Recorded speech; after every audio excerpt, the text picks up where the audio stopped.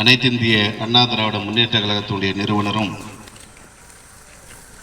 தான் இயக்கத்தை ஆரம்பித்து தேர்தலை சந்தித்து 1977 ஆட்சி அரியணையில் அமர்ந்ததற்கு பிறகு அவரை தவிர எவருமே எதிர்த்து ஆட்சி அரியணையில் அமர முடியவில்லை. திராவிட முன்னேற்ற கழகத்திற்கு சிம்ம சொப்பனமாக விளங்கியவர். கனவில் கூட அவருடைய ஆட்சியை கவிழ்க்க முடியவில்லை. அந்த அளவுக்கு மிக சிறப்பாக ஏழை எளிய மக்களுக்காக ஒரு இயக்கத்தை ஆரம்பித்தவர், ஒரு ஆட்சியை நடத்தியவர். அவருடைய ஆட்சியில் பலன் பெற்றவர்கள், அவரை ஆட்சியில் அமர வைத்த சாதாரண ஏழை எளிய மக்கள், குடிசையிலே வாழ்ந்த மக்கள் தான் அந்த கோபுரத்திலே புரட்சித் தலைவர் எம்ஜிஆர் அவர்களை உட்கார வைத்தவர்கள். அவர்களுக்கு இறுதி வரை நன்றி உள்ளவராக அவருடைய ஏழை எளிய மக்களுடைய ஏற்றம்தான் என்னுடைய ஏற்றம் என்ற அடிப்படையிலே ஒரு இயக்கத்தை கட்டியமைத்து ஒரு ஆட்சியை நடத்தியவர் புரட்சித் தலைவர் எம்ஜிஆர் அவர்கள்.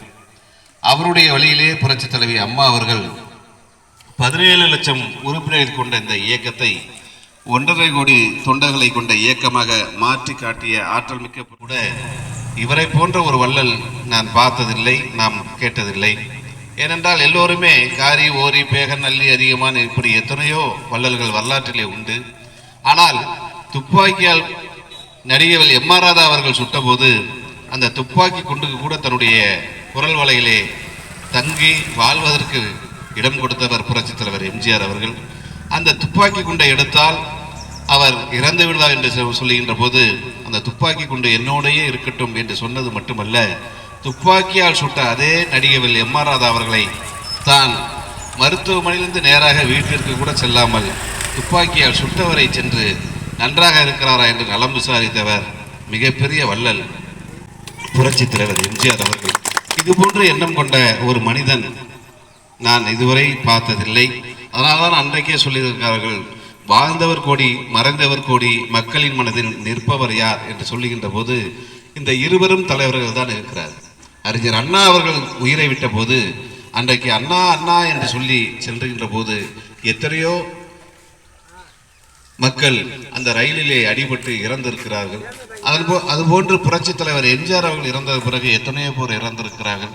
புரட்சித் தலைவி அம்மா அவர்கள் இறந்த போதும் அது போன்ற நிகழ்வுகள் இருந்தது. ஆக ஒவ்வொரு கடைகோடி கிராமத்திலே இருக்கக்கூடிய சாதாரண ஏழை எளிய மக்களுடைய உள்ளத்திலே இதயத்திலே சிம்மாசனம் போட்டு அமர்ந்தவர்கள் இந்த இருவரும் தலைவர்கள்.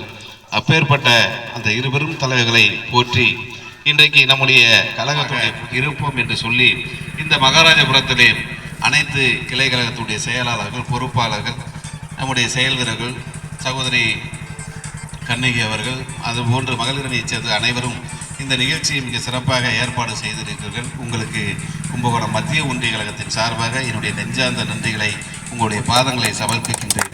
அடுத்ததாக இந்த மாலையை நாம் அணிவிப்பதாக கருதி மதிப்புக்குரிய அண்ணன் நூறுசாமி அவர்கள் புரட்சித் தலைவர் எம்ஜிஆருடைய திருவுருவ படத்திற்கு மாலை அணிவிக்கும்படி அன்போடு வேண்டுகிறோம்.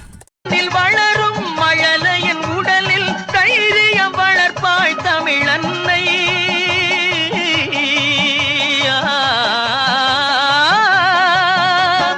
கருவினில் வளரும் மழலையின் உடலில் தைரியம் வளர்ப்பாய் தமிழன்னை, களங்கம் பிறந்தால் பெற்றவள் மானம். புரட்சித் தலைவர் எம்ஜிஆர் அவர்களின் புகழ் ஓங்குக. புரட்சித் தலைவர் எம்ஜிஆர் அவர்களின் புகழ் ஓங்குக. புரட்சித் தலைவி அம்மா அவர்களின் புகழ் ஓங்குக. புரட்சித் தலைவி அம்மா அவர்களின் புகழ் ஓங்குக. நாளைய முதலமைச்சர் எடப்பாடியார் வாழ்க. நாளைய முதலமைச்சர் எடப்பாடியார் வாழ்க. நன்றி.